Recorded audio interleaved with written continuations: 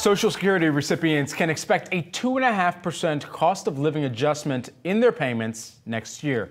To break down all things Social Security, we've got Jenn Jones, AARP VP of Government Affairs. Jen, great to have you here with us today.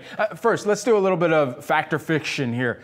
The COLA adjustment keeps falling. Fact or fiction?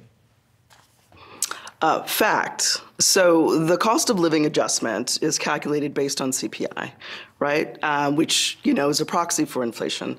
So lower CPI, lower COLA, which is actually a good thing for the American people. And so as we were breaking down throughout the week where this is kind of stemming from and where this draws back to inflation, what should be the expectations then if the Fed is continuing to get inflation under control for future COLA readings? So again, because it's, Social Security is one of the few federal programs that's inflation adjusted, it means that as we continue to moderate inflation, Social Security recipients will see their cost of living adjustment go down.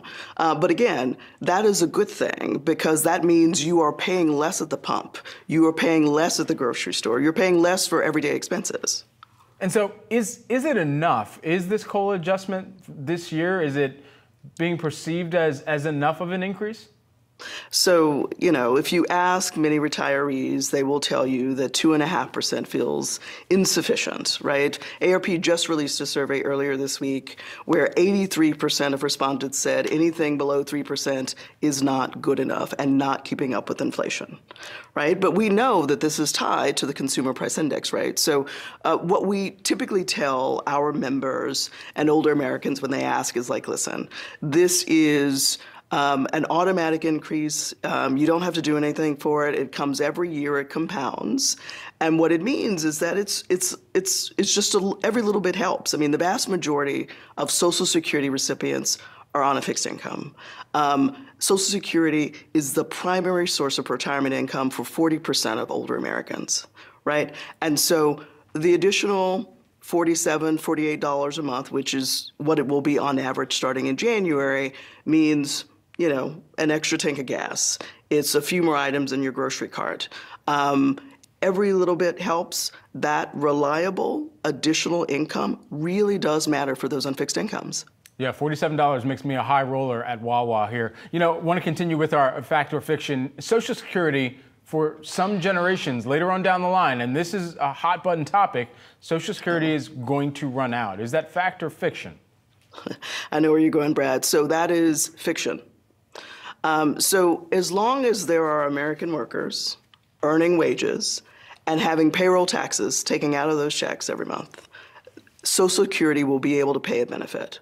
Now, I think what people are cluing into is, it's predicted that if Congress doesn't come up with a bipartisan, comprehensive solution for Social Security's finances, it won't be able to pay out a full benefit starting in 2035. It means it won't be able to pay 100% of the earned benefit, but it still will be able to pay something.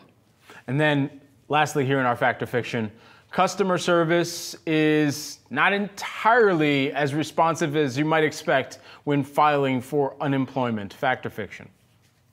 When filing for unemployment? When filing for Social Security, excuse me, and trying to get even more of those answers that you need. Yeah, so the Social Security Administration has struggled for decades with poor customer service. It's largely due to congressional underfunding, right? They've seen their budget slashed 17% in the last 10 years, and the number of people that they're supporting is increased by 22%. Staffing is at historic lows, right? So what AARP has been urging Congress to do is say, listen, we need greater oversight of that agency because we are hearing too much from our members that the customer service quality is so poor.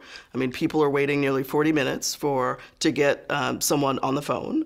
They're waiting 7 months for disability claims to be determined. And so we are asking Congress to do two things: increase oversight and to increase their funding so they can build their ranks, they can improve their tech, and provide the level of quality service that the 70 million Americans receiving Social Security deserve. Jenn Jones, AARP Vice President of Government Affairs. Jenn, thanks so much for taking the time here today and doing some myth busting here with us and inserting some fact into the conversation. Appreciate it. We appreciate it. Thanks so much, Brad.